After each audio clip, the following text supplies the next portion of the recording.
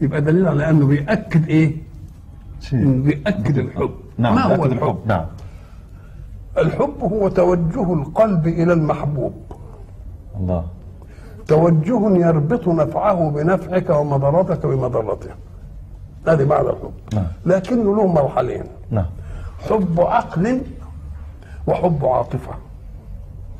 حب العقل هو ما يرجح العقل نفعه، نعم. كما يحب المريض الدواء المر. أنا لا أحب الدواء المر بعقلي بعاطفتي، نعم. أنا نكرهه، نعم. إنما بحبه بعقلي لأنه سبب العافية.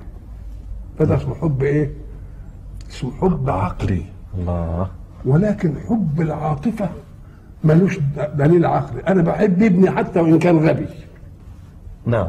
وأحب ابني عدوي وإن كان ذكي. الله. الله، يبقى ده